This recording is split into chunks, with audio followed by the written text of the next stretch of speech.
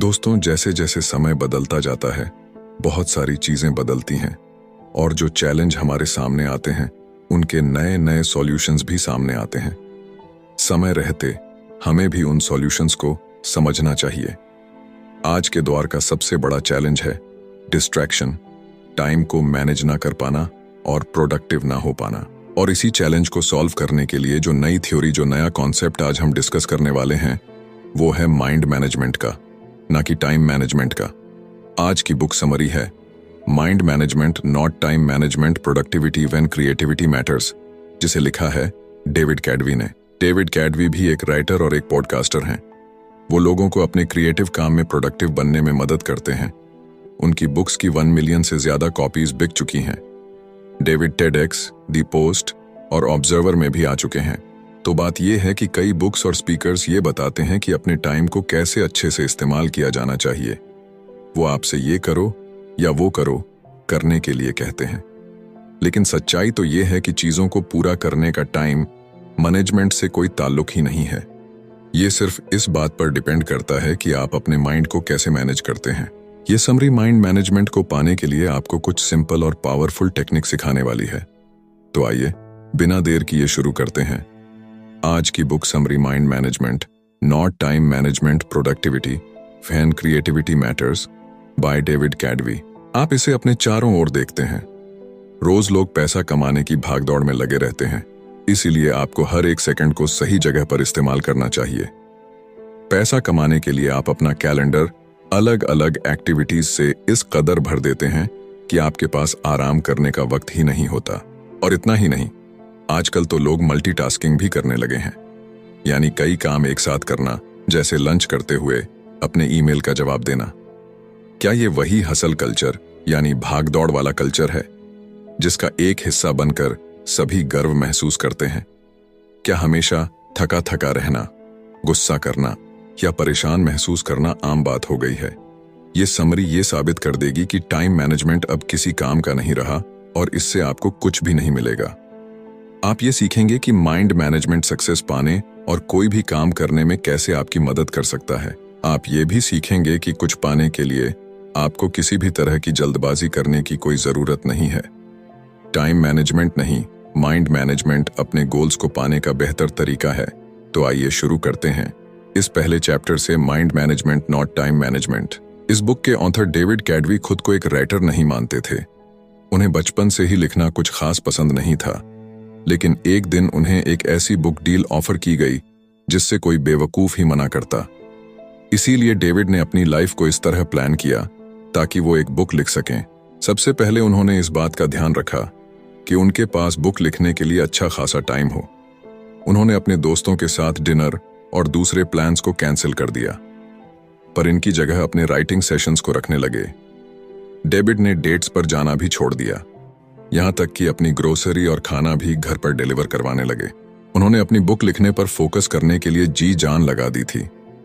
एक राइटर के दिमाग में शब्दों का जैसे एक पिटारा सा होता है, पर वो शब्दों के साथ खेल जाते हैं।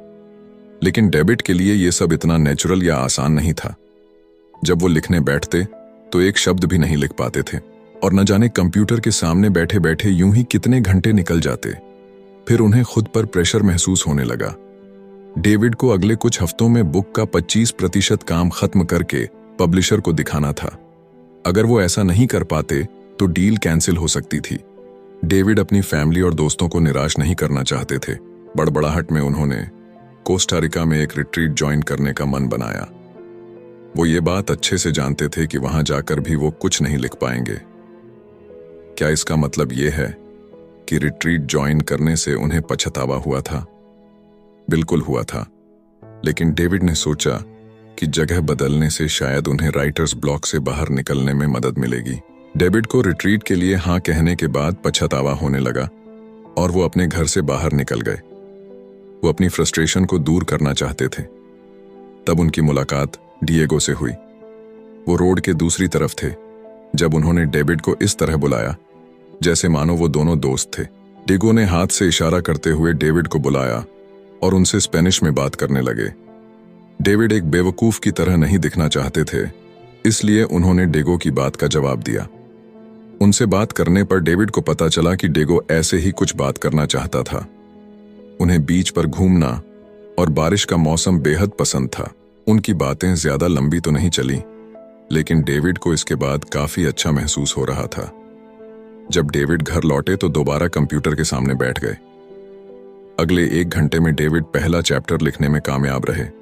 इससे डेविड को समझ में आया कि ऐसा क्या हुआ था जिससे वो लिख पाने में कामयाब रहे थे। इसकी वजह लिखने के लिए समय निकालना नहीं था। टाइम मैनेजमेंट अब इफेक्टिव यानी कारगर नहीं रहा है। आपको टाइम की नहीं बल्कि लिखने के लिए सही मेंटल स्टेट में होने की जरूरत है। इसे ही डेविड माइंड मैनेजमेंट कहते हैं। माइंड मैनेजमेंट का मतलब है अपनी क्रिएटिव एनर्जी को प्रायोरिटी देना, लेकिन ये आपका वक्त भी जाया कर सकता है। आपने कभी अपनी लंबी टू डू लिस्ट को देखकर जीरो मोटिवेशन महसूस किया है? ऐसा हम सभी के साथ होता है। फिर भी माइंड मैनेजमेंट से आप इस मुश्किल से निकल सकते हैं। माइंड मैनेजमेंट का मतलब है किसी काम या प्रॉब्लम को अलग नजरिए से देखना। टाइम मैनेजमेंट में आप खुद से ये पूछते हैं कि अभी मैं क्या कर सकता हूं। ज्यादातर समय इस सवाल की वजह से आप टाल मटोल करने लगते हैं। आप ये जानते हैं कि आपको कुछ करने के लिए आपके पास फोकस और मोटिवेशन नहीं होता है। दूसरी तरफ माइंड मैनेजमेंट में आप खुद से पूछते हैं कि अभी मैं कौन सा काम करने के मूड में हूं, पर मुझे ऐसा क्या करना चाहिए जो मेरे मूड के साथ फिट हो सके। अपने काम को पूरा करने का सबसे अच्छा तरीका है कि आपका मेंटल स्टेट और वो काम दोनों एक दूसरे के साथ मैच करना चाहिए। इससे एनर्जी और वक्त जैसे रिसोर्सेज वेस्ट नहीं होते। नेक्स्ट चैप्टर है क्रिएटिव स्वीट स्पॉट। क्रिएटिव होना कोई ऐसी चीज नहीं है जो आसानी से आपके अंदर आ जाती है। ये कोई ग्रॉसरी नहीं है जिसे आप खरीद कर ला सकते हैं। क्रिएटिविटी की प्रोसेस में वक्त लगता है। कोई कहानी सुनाने, गाना लिखने या फिर एक पेंटिंग बनाने के लिए आपका स्टेट ऑफ माइंड सही होना बहुत जरूरी है। डेविड क्रिएटिव मोड में घुसने के लिए 2 तरह की थिंकिंग का इस्तेमाल करते हैं, जो है डाइवर्सन थिंकिंग और कन्वर्शन थिंकिंग। डाइवर्जेंट थिंकिंग तब होती है जब आपके थॉट्स यानी विचार बिखरे हुए होते हैं। इसमें आपका ध्यान कई चीजों पर होता है। जब आप इन अलग अलग थॉट्स को जोड़ देते हैं तो इसे कन्वर्जेंट थिंकिंग कहते हैं। तब राइटिंग का ही एग्जाम्पल ले लीजिए। आप कुछ कहना चाहते हैं, लेकिन उसे कहने के लिए आपके पास कई तरीके हैं। पहला, आप कहना क्या चाहते हैं? क्या आप इसे फॉर्मल तौर पर कहना चाहते हैं या फिर ऐसा कहना चाहते हैं जैसे आप एक दोस्त से बात कर रहे हो? क्या आप इसे कोई नाम नहीं देना चाहते या फिर आप सभी को यह बता देना चाहते हैं कि इसे आपने लिखा है? इसे डाइवर्जेंट थिंकिंग कहते हैं। कन्वर्शन थिंकिंग उसे कहते हैं जब आप अपने ऑप्शंस में से किसी एक को चुनते हैं। जैसे मान लीजिए कि आप अपने पहले प्यार के बारे में लिखना चाहते हैं। आप अपने रीडर्स के लिए अपनी राइटिंग के टोन को एक दोस्त की तरह पेश करना चाहते हैं। आप इसे कोई नाम नहीं देना चाहते क्योंकि आप खुद की पहचान सबके सामने नहीं लाना चाहते। इसीलिए अच्छे क्रिएटिव आइडियाज बनाने के लिए आपको डाइवर्सेंट और कन्वर्शन थिंकिंग दोनों की जरूरत होती है। अपने फाइनल प्रोडक्ट को ब्रिलियंट बनाने के लिए आपको सबसे बेहतरीन आइडियाज की जरूरत है, पर आप इन आइडियाज को कैसे ढूंढेंगे? अपने क्रिएटिव स्पॉट को पहचान कर। आपका क्रिएटिव स्पॉट उस वक्त और उस जगह के बारे में बताता है जिसमें आप अपना बेस्ट क्रिएटिव काम कर पाते हैं। क्रिएटिव काम ऐसी चीज नहीं है जिसे आप किसी गाइड बुक की मदद से कर सकते हैं, जिसमें कोई लॉजिक या कोई मैथमेटिकल फॉर्मूला काम नहीं आता। क्रिएटिव वर्क एक ऐसा अनोखा थॉट प्रोसेस है जिसे हम अक्सर इनसाइट कहते हैं। न्यूरो साइंटिस्ट के मुताबिक इनसाइट अचानक हुए एहसास या नजरिए में हुए बदलाव को कहते हैं। इनसाइट को एक यूरेका मूवमेंट भी मान सकते हैं, जो तब होता है जब कुछ मिलने से आपकी आंखों में खुशी के आंसू आ जाते हैं। क्या आपको कभी अचानक से कोई ब्रिलियंट प्लान आइडिया आया है? उसे ही यूरेका या फिर मिल गया ये मोमेंट कहते हैं। ये तब होता है जब अपने गाने के कुछ मिस शब्द आपको अचानक से मिल जाए या आप अपनी कहानी का एक परफेक्ट प्लॉट ढूंढ निकालते हैं। अब दोबारा कुछ पेंट करना चाहते हैं, लेकिन यह नहीं जानते कि क्या पेंट करें, तो इसके लिए अपने पसंदीदा कार्टून कैरेक्टर को पेंट करने के बारे में अचानक याद आना एक यूरेका मोमेंट होगा। जिनके खास वक्त के दौरान अपने क्रिएटिव स्पॉट को ढूंढना आसान हो सकता है। याद रखिएगा कि ये माइंड मैनेजमेंट के बारे में, टाइम मैनेजमेंट के बारे में नहीं। आपकी एनर्जी हर एक दिन या पूरे दिन एक जैसी नहीं रहती है। जैसे जॉब पर आपकी बहुत सी एनर्जी खर्च हो जाती है, ऐसे ही अपने दोस्तों के साथ सोशलाइज करना या अपनी पेंटिंग या नोबेल पर काम करने जैसे काम भी आपकी बहुत सारी एनर्जी ले लेते हैं। इसीलिए दिन का वो सही वक्त ढूंढ निकालिए जब आपके अंदर सबसे ज्यादा एनर्जी होती है। आपको अपने सिस्टम यानी अपने स्लीप साइकिल से भी तालमेल बनाकर रखना होगा। ये सिस्टम आपको दिन में जगे रहने में मदद करता है। इसे ऊपर जाती हुई एक लाइन की तरह सोचिए। जितना ज्यादा आप जागे रहेंगे उतने ज्यादा आप अलर्ट रहेंगे। लेकिन जागे रहने के साथ साथ अलर्ट रहने को आपका स्लीप डेट सिस्टम रोक देता है। दूसरे शब्दों में कहें, अगर आप एक रात अच्छे से नहीं सोएंगे तो आपका स्लीप डेट बहुत ज्यादा हो जाता है। अपने स्लीप डेट को नीचे जाती हुई एक लाइन की तरह सोचिए, क्योंकि ये आपके एनर्जी को कम करता है। आपके सिस्टम और स्लीप डेट दोनों की लाइन दोपहर के शुरुआती वक्त लगभग 2:30 बजे मिलती है। इसी वजह से आप इस वक्त सुस्त और थका हुआ महसूस करते हैं। अपनी बॉडी क्लॉक को समझने से आपको अपने काम पर आसानी से फोकस करने में मदद मिलती है। बहुत से लोग सुबह सुबह बहुत फोकस्ड होकर काम करते हैं, जैसे बेस्ट वायलिन प्लेयर अपने दिन की शुरुआती 2-4 घंटे मन लगाकर प्रैक्टिस करते हैं। मशहूर राइटर वर्जीनिया वुल्फ और साइकोलॉजिस्ट BFP ऐसा ही करते हैं। ऐसा इसलिए क्योंकि सुबह का वक्त वो समय होता है जब लोग पूरी तरह से जगे हुए और सबसे ज्यादा अलर्ट रहते हैं। अपने क्रिएटिव स्पॉट को हासिल करने के लिए डेविड ने एक और तरीका बताया है। इसे वो फर्स्ट आवर रूल कहते हैं, जो अपने काम को पूरा करने में उन्हें डिसिप्लिन रहने में मदद करता है। जब आप अपने दिन का सबसे पहला घंटा अपने प्रोजेक्ट पर लगाते हैं तो उसे फर्स्ट आवर रूल कहते हैं। और ये कोई ऐसा वैसा प्रोजेक्ट नहीं होना चाहिए, बल्कि आपका सबसे इंपॉर्टेंट प्रोजेक्ट होना चाहिए। ऐसा करने से आप उस प्रोजेक्ट को जल्दी पूरा कर पाएंगे। इसे सुनकर ऐसा लग रहा होगा ना कि क्या आप ऐसा सच में मुमकिन है? तो जवाब है जी हाँ, बिल्कुल मुमकिन है। अपने दिन की शुरुआत अपने सबसे इंपॉर्टेंट काम से कीजिए, यानी एक ऐसे काम से जो आपको करना ही है। ऐसा करने से इसे पूरा करने के लिए आपके आलसी होने के चांसेस काफी कम हो जाते हैं। ऐसा करना उस काम में आने वाली रुकावटों को भी रोकता है।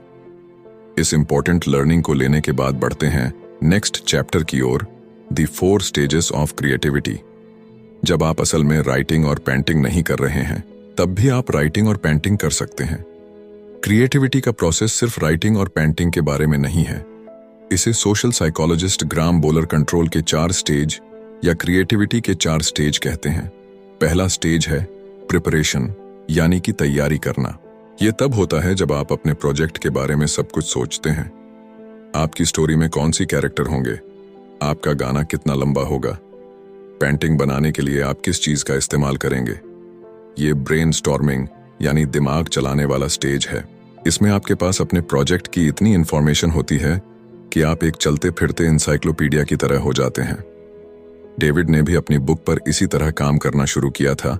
ऐसा भी वक्त हुआ जब वो अपने लिविंग रूम में बैठकर इंफॉर्मेशन के ऐसे सोर्सेज को खोलकर देखा करते थे। डेविड के चारों ओर बुक्स, न्यूज़पेपर और जर्नल्स बिखरे रहते थे। उनके पास एक व्हाइट बोर्ड भी था, जिस पर वो पॉसिबल टॉपिक्स और चैप्टर लिखते थे। डेविड ने जो रिसर्च की थी वो समय की बर्बादी नहीं थी, ये उन्हें क्रिएटिविटी के अगले स्टेज तक पहुंचने में मदद कर रही थी। दूसरा स्टेज इंक्यूबेशन है। ये ऐसा वक्त होता है जब आप अपने प्रोजेक्ट पर इतना एक्टिव होकर काम नहीं करते हैं। आप शायद किसी और चीज पर काम कर रहे होते हैं या फिर अपने दोस्तों और फैमिली के साथ वक्त बिता रहे होते हैं। हमें बीच बीच में ब्रेक लेने की जरूरत होती है। इसी काम को तुरंत पूरा करने के लिए खुद को मजबूर करना हमेशा काम नहीं करता है। ऐसा करने से आप फ्रस्ट्रेट होने लगेंगे और आपको गुस्सा आ जाएगा। ऐसा होने से आपको अपने क्रिएटिव स्पॉट को ढूंढने में और तीसरे स्टेज पर जाने में मुश्किल होगी। तीसरा स्टेज एलिमिनेशन है। ये यूरेका या आहा मूवमेंट है। तीसरे स्टेज को पूरी तरह नहीं समझाया जा सकता। ऐसा इसलिए क्योंकि ये अचानक से होने वाला और अनप्रेडिक्टेबल होता है। जैसा कि बताया गया है कि अगर आप जरूरी तैयारी नहीं करेंगे तो आप इस स्टेज तक नहीं पहुंच सकते। आपको पहले स्टेज पर बहुत सा वक्त देना होगा। आइए जानते हैं कि पहला स्टेज आपको तीसरे स्टेज पर पहुंचने में कैसे मदद करता है। इसके लिए हम दी बीटल्स के पॉल मैककर्टनी का एग्जाम्पल लेंगे। पॉल ने यस्टरडे नाम का वो यादगार गाना बड़े ही अनोखे तरीके से कंपोज किया था। उन्हें इस गाने की धुन अपने सपने में सुनाई दी थी। जब उनकी आंख खुली तो वो आंधी नींद में उठकर अपने पियानो पर उस धुन को बजाने लगे। और इस तरह इतिहास के सबसे महान गानों में से एक गाना बना। लेकिन ये इतना भी आसान नहीं था। येस्टरडे लिखने से पहले भी पॉल कुछ गाने लिख और बना रहे थे। वो सालों से म्यूजिक क्रिएट करते आ रहे थे और क्योंकि वो येस्टरडे जैसा गाना लिख पाए थे, उनका काम वही नहीं रुक गया था। नहीं, पॉल ने यह पक्का किया कि वो चौथे स्टेज को भी अच्छे से पूरा करें, जो है वेरिफिकेशन। चौथा स्टेज वेरिफिकेशन है। ये तब होता है जब आप एलिमिनेशन की स्टेज में आए यूरेका मूवमेंट के बारे में सोचते हैं। इसमें आप ये पक्का कर लेते हैं कि आपका जो आइडिया था वो फुल प्रूफ और ब्रिलियंट है। आप ये डबल चेक करते हैं कि किसी चीज की कमी तो नहीं है। पॉल को 100% विश्वास तो नहीं था कि उनका बनाया हुआ गाना ओरिजिनल था। उन्हें लगा कि हो सकता है कि यह भी एक ऐसी धुन थी जो उन्होंने पहले कभी सुनी थी। ऐसे वक्त ऐसे ENP या सॉफ्टवेयर नहीं हुआ करते थे जो ये बता सके कि कोई धुन ओरिजिनल है या नहीं। इसीलिए पॉल ने 1.5 साल इस बात को पक्का करने में ही लगा दिया कि वो धुन उनकी खुद की थी या नहीं। इसी दौरान उन्होंने अपने गाने को बदलने के लिए उसके लिरिक्स, ट्यून और अरेंजमेंट को सुधारने पर काफी काम किया। अगर आप क्रिएटिविटी के हर स्टेज में अपना वक्त नहीं लगाएंगे तो आप कभी कोई मास्टरपीस नहीं बना सकते। आपको इस पूरे प्रोसेसर के हर स्टेज से होकर गुजरना होगा। नेक्स्ट चैप्टर है दी 7 mental state of creative work. David का कोई स्ट्रिक्ट यानी रूल नहीं था, लेकिन उनके पास करने के लिए ऐसे काम और जाने के लिए ऐसी जगह थी जो उन्हें लिखने के सही मूड में लाने में मदद करते थे। अपनी छोटी सी नोटबुक में कुछ लिखने के लिए वो जॉन हैंडकॉक सेंटर के 19 5th फ्लोर पर जाते थे। ये थॉट्स शुरुआत में बिखरे हुए से रहते हैं, लेकिन इन्हें लिखने के बाद डेविड को वो दूसरी चीजें भी दिखने लगती हैं जो उन्हें लगता था कि अपने बुक में शामिल करनी चाहिए। जॉन हैंडकॉक सेंटर डेविड को उनके थॉट्स को अरेंज करने में मदद करता था। एब्सेंटो कॉफी नाम की एक कॉफी प्लेस थी जो डेविड को बहुत पसंद थी। वहां का मन लुभाने वाला खूबसूरत नजारा और कॉफी बीन्स की सुगंध उस जगह को राइटिंग के लिए एक आइडियल जगह बनाती है। डेविड की तरह आप भी अपने मेंटल स्टेट के मुताबिक अलग अलग तरीके के काम कर सकते हैं। आपका mental state in 7 mental status में से एक हो सकता है। पहला है प्रायोरिटाइज्ड मेंटल स्टेट। ये तब होता है जब आप एक प्लान बनाते हैं। आप ये फैसला लेते हैं कि आपको क्या करने की जरूरत है और आप उसे कैसे हासिल करेंगे। इसमें आप ये भी डिसाइड करते हैं कि क्या इंपॉर्टेंट है और क्या नहीं। यही तो डेविड जॉन हैंडकॉक सेंटर में करते थे। दूसरा है एक्सप्लोर मेंटल स्टेट। ये रिसर्च करने के बारे में नहीं है। इसमें स्पेसिफिक सवालों के स्पेसिफिक जवाबों को देने की जरूरत नहीं होती। एक्सप्लोर मेंटल स्टेट में अपनी क्यूरियोसिटी को खोला छोड़ने और इसके लिए गिल्टी फील ना करने के बारे में कहा गया है। जैसे मान लीजिए कि आप कुछ पेंट करने का सोच रहे हैं। आपको क्या पेंट करना है, आप इस बात पर रिसर्च करते हैं, लेकिन इस चक्कर में आप पेंटिंग की हिस्ट्री पर एक पूरी डॉक्यूमेंट्री देख डालते हैं। आप अपनी क्यूरियोसिटी को फ्री छोड़ देते हैं, यानी आजाद कर देते हैं। तीसरा है रिसर्च मेंटल स्टेट। ये ऐसी जगह है जहां आप स्पेसिफिक सवाल और उसके जवाब ढूंढते हैं। डेविड ज्यादातर वक्त इसी स्टेट में रहते हैं। वो ये रिसर्च करते हैं कि एक चैप्टर को कैसे बनाया जाए या फिर ये कैसे वेरीफाई किया जाए कि अपनी बुक में जो फीनेक्ट वो लिखने वाले हैं वो सही हैं या नहीं। चौथा है जनरल मेंटल स्टेट। ये वो स्टेट है जहां आप एक्चुअल में काम करते हैं। आप पहले दिए गए मेंटल स्टेटस में इकट्ठे किए गए आइडियाज को जोड़कर कुछ बनाते हैं। जैसे अपना पहला ड्राफ्ट लिखना। पांचवा है पॉलिश मेंटल स्टेट। ये स्टेज उस काम को एडिट करने और तराशने का है जो आपने पिछली स्टेट में बनाया था। जैसे आप ये ध्यान देते हैं कि आपके सेंटेंस का कोई मतलब हो। पेंटिंग में आप ये चेक करते हैं कि कैनवास पर ऐसी कोई जगह ना छूट गई हो जहां आपने पेंट नहीं किया, या कोई ऐसा कलर तो नहीं है जिसे और ज्यादा डीप या हल्का करने की जरूरत है। छठा है एडमिनिस्ट्रेटिव मेंटल स्टेट। आप हमेशा अपने क्रिएटिव काम पर फोकस नहीं कर सकते। आपकी भी कुछ जिम्मेदारियां हैं जो आपको करनी होगी, जैसे अपने बिल्स भरना और अपनी फैमिली के साथ वक्त बिताना। यह मेंटल स्टेट इसलिए जरूरी है क्योंकि आपको अपनी लाइफ के दूसरे एरिया पर भी ध्यान देना होगा। आखिर में रिचार्ज मेंटल स्टेट होता है। इसमें आपको खुद को आराम देने और रिफ्रेश करने की जरूरत होती है।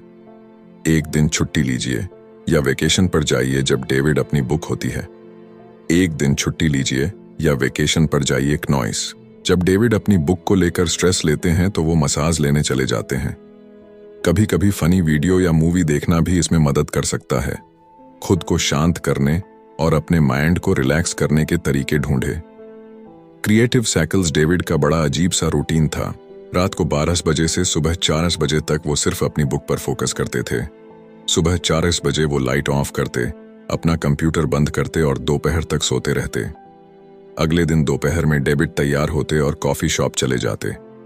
वो कैफे में तब तक काम करते जब तक उसके बंद होने का वक्त नहीं हो जाता था। इसी को डेविड क्रिएटिव साइकिल कहते हैं। ये एक ऐसा रिपीट होने वाला साइकिल है जिसमें अपने काम में आगे बढ़ने के साथ साथ आपको आराम करने का वक्त भी मिलता है। क्रिएटिव साइकिल में क्रिएटिविटी के 4 स्टेज होते हैं, जिसमें आप प्रिपेयर, इनकलबेट, एलिमिनेट, ऑनर, वेरीफाई करते हैं। क्रिएटिव साइकिल को टाइम पर बेस्ड होने की जरूरत नहीं है। ये हफ्तों और यहां तक कि कई अलग अलग मौसम पर बेस्ड हो सकता है। आइए क्रिएटिव साइकिल का एक एग्जाम्पल देखते हैं। बैट क्रिएटिविटी की पहले स्टेज प्रिपरेशन को रात में करना पसंद करती है। रात की शांति उन्हें फोकस करने में मदद करती है। नॉइस, इसीलिए वो अपने गाने के लिए बहुत सी इंफॉर्मेशन ढूंढ पाती है, चली जाती है। सोने से वो क्रिएटिविटी के दूसरे स्टेज में चली जाती है, जो है इंक्यूबेशन। जब वो सोती है तो बेथ का ध्यान अपने क्रिएटिव काम पर नहीं रहता। इससे सुबह बेथ को आराम और इंस्पायर्ड महसूस होता है। वो क्रिएटिविटी के तीसरे स्टेज में पहुंचाती है, जो है इल्यूमिनेशन। जब वो अपना ब्रेकफास्ट खाती है तो उन्हें एक आहा मूवमेंट मिलता है। उन्हें अपने गाने के सही अल्फाज मिल जाते हैं और वो तुरंत उन्हें अपने पास रखे टिश्यू पेपर पर लिख लेती है। पूरी दोपहर अपने गाने को सुधारने में लगा देती है। वो कुछ अल्फाजों को बेहतर अल्फाजों से बदल देती है और उस धुन को बजाने के लिए बेस्ट इंस्ट्रूमेंट्स को चुनती है। अपने माइंड को मैनेज करने के लिए बहुत से ऑप्शंस हैं। आपको सिर्फ वो ढूंढने की जरूरत है जो आपको सबसे ज्यादा सूट करता है। नेक्स्ट चैप्टर है क्रिएटिव सिस्टम्स। एक बार डेविड बड़ी मुश्किल में थे। उन्हें अपने पॉडकास्ट के लिए डॉक्टर रॉक के साथ इंटरव्यू करना था। डॉक्टर रॉक डेविड के लिए एक इंस्पिरेशन थे। उन्होंने यूर ब्रेन एट वर्क नाम की एक बुक लिखी थी, जिसकी मदद से डेविड ये समझ पाए थे कि क्रिएटिव वर्क में माइंड कैसे काम करता है। डेविड डॉक्टर रॉक को अपना आइडियल मानते थे, लेकिन जिस दिन डेविड को डॉक्टर रॉक से बात करनी थी, उन्हें कई मुश्किलों का सामना करना पड़ा। पहले जो अपार्टमेंट उन्होंने रेंट पर लिया हुआ था, वहां कंस्ट्रक्शन का काम चल रहा था। पूरे दिन वहां शोर रहता था। एक पॉडकास्ट को रिकॉर्ड करने के लिए इससे खराब हालत नहीं हो सकती थी। दूसरा, डेविड हाल ही में अपनी बुक लिखने के लिए पनामा सिटी में रहने आए थे, पर अपने नए मोहल्ले को इतने अच्छे से नहीं जानते थे। इसलिए उन्हें इस बात का कोई अंदाजा नहीं था कि इंटरव्यू के लिए उन्हें कोई अच्छी दूसरी जगह कहाँ मिल सकती थी। तीसरा, डेविड जानते थे कि इस इंटरव्यू का स्केड्यूल बदलना नामुमकिन होगा, क्योंकि डॉक्टर रॉक जैसे जाने माने लोग हमेशा बिजी रहते हैं। ये जिंदगी में एक बार मिलने वाला सुनहरे मौके जैसा था। ऐसा लग रहा था कि ये साफ है कि क्या होने वाला है। डेविड को पॉडकास्ट कैंसिल करना होगा। उस दिन कुछ भी ठीक नहीं हो रहा था, लेकिन डेविड का क्रिएटिव सिस्टम एक्टिवेट हुआ और उन्होंने डॉक्टर रॉक को एक ईमेल लिखा। न जाने कैसे लेकर अचानक से वो ना उम्मीद महसूस नहीं कर रहे थे। उन्होंने हर उस प्रॉब्लम का उपाय निकाल लिया था जो उनके सामने आ रही थी। आखिर में डेविड डॉक्टर रॉक के साथ रिकॉर्डिंग करने में कामयाब हो गए थे। क्रिएटिव सिस्टम में एक ऐसा रिपीटिंग प्रोसेसर है जो आपको अपने क्रिएटिव काम को करने में मदद करता है। यह आपको जानने में मदद करता है कि अपनी मेंटल एनर्जी को ध्यान में रखते हुए क्या स्टेप्स लेने चाहिए। क्रिएटिव सिस्टम को एक छाती की तरह सोचिए, जो आपके क्रिएटिव साइकिल और क्रिएटिविटी के स्टेज को कवर देता है। ये बेसिकली पूरे क्रिएटिव प्रोसेसर की देखरेख करता है। क्रिएटिव सिस्टम को कम से कम क्रिएटिव डोज की जरूरत होती है। ये वो सबसे छोटी चीज है जो आप अपने क्रिएटिव काम को आगे बढ़ाने के लिए कर सकते हैं। मान लीजिए कि आप एक राइटर हैं। आपका मिनिमम क्रिएटिव डोज है अपनी बुक का एक पैराग्राफ लिखना। मिनिमम क्रिएटिव डोज आपको अपनी दूसरी प्रायोरिटीज पर ध्यान देने में मदद करता है। क्रिएटिव काम के लिए ओपन लूप भी अच्छी चीज है। आईएसी एक एग्जाम्पल से समझते हैं। जब आप अपनी बिल्ली को खाना देते हैं तो आप ध्यान देते हैं कि उसका खाना खत्म होने वाला है। आप सुपरमार्केट से बिल्ली का खाना लेने के लिए एक मेंटल नोट बना लेते हैं। ये एक ओपन लूप इसलिए है क्योंकि कैट फूड खरीदना है आपके दिमाग में लगातार चलता रहता है, तब भी जब आप दूसरा काम कर रहे होते हैं। ओपन लूप आपके माइंड में जगह गिरे रहता है। ये मेंटल स्पेस, ये जगह तभी खाली हो सकती है जब आप उस काम को पूरा कर लेते हैं, यानी कैट फूड खरीद लेते हैं।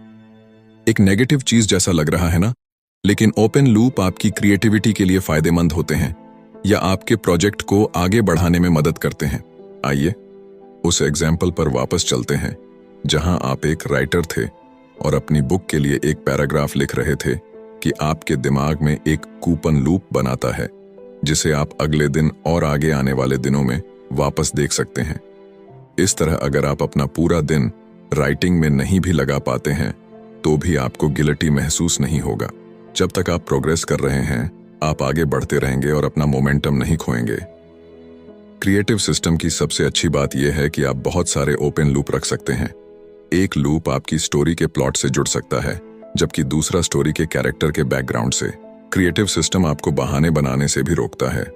आप ये भी नहीं कह सकते कि आपके पास टाइम नहीं है, क्योंकि मिनिमम क्रिएटिव डोज के लिए कुछ ही मिनट चाहिए होते हैं। और अब वो मोड जिसे हम कहते हैं कंक्लूशन, यानी अभी तक हमने जितने भी चैप्टर पढ़े और सुने उनकी की लर्निंग्स को हम यहाँ पर रिपीट करेंगे। सबसे पहले आपने सीखा कि माइंड मैनेजमेंट क्या होता है। इसका मतलब है अपने काम को करने के लिए सही मेंटल स्टेट बनाना। यह खुद से यह पूछना है कि मैं कौन सा काम करने के मूड में हूं, पर मैं ऐसा क्या कर सकता हूं जो उस मूड में फिट हो सके। दूसरा, आपने सीखा कि अपने क्रिएटिव स्वीट स्पॉट को ढूंढकर आप माइंड मैनेजमेंट हासिल कर सकते हैं। डेवोजेंट ऑनर कन्वर्शन थिंकिंग अप्लाई करने से आप ऐसा कर पाएंगे। दोनों तरीकों से आप यूरेका मूवमेंट बना सकते हैं जो आपके क्रिएटिव काम में अचानक आए कामयाबी की तरह होता है। अपने क्रिएटिव स्वीट स्पॉट को ढूंढने के लिए आपको अपने सबसे प्रोडक्टिव टाइम को पहचानना होगा। ज्यादातर लोग सुबह काम करना पसंद करते हैं क्योंकि उस वक्त के दौरान डिस्ट्रैक्शन कम होते हैं। तीसरा, अपने क्रिएटिविटी के 4 स्टेज के बारे में जाना। आपको कुछ कमाल बनाने के लिए इन सभी स्टेजेस से गुजरना होगा।